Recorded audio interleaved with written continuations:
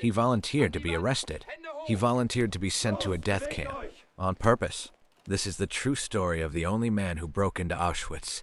September 1940. Poland has been under Nazi occupation for 1 year. Rumors are spreading about a camp near a town called Auschwitz. Prisoners go in. Nobody comes out. Nobody knows what's happening inside. The resistance needs eyes on the ground, but there's no way in, unless someone volunteers to be arrested. Witold Pilecki is 39 years old. A cavalry officer, a husband, a father of 2.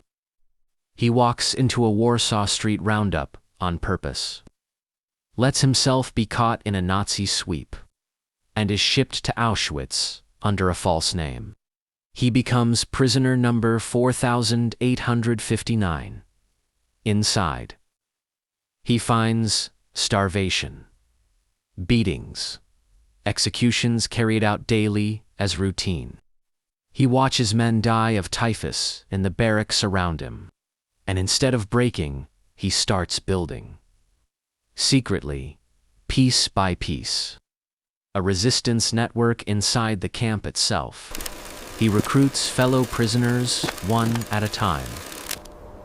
Whispered conversations during work details, trust built in silence. Within months, he has cells of prisoners smuggling information, hoarding scraps of food for the week, and secretly building crude radio transmitters from stolen parts. For nearly 3 years, he does this. He writes reports, smuggled out piece by piece, hidden in the linings of clothes, passed through couriers, carried across a continent at war.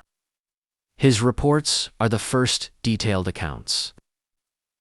The outside world receives of what is actually happening inside Auschwitz. Descriptions of the gas chambers, descriptions of the selections, details nobody in London or Washington wants to believe are true. He requests permission to organize an armed uprising from inside the camp. Permission is denied. Command decides it's too great a risk. By 1943, the Gestapo is closing in on his network. Prisoners are being caught and executed. He notes his own arrest and death are close behind. So he does something almost nobody has ever done. He escapes from a Nazi concentration camp. Not into it. Out of it. He walks for days through occupied Poland, half-starved, wounded, hunted, and he makes it out alive. He doesn't stop.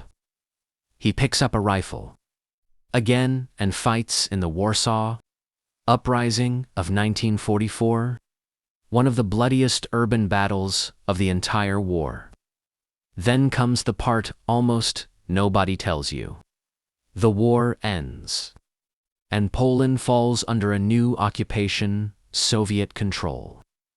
They call him a spy, a traitor.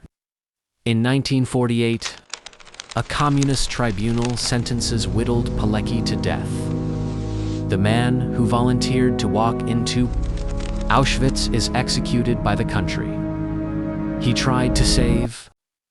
For decades, his story is buried, erased from Polish history books under communist rule.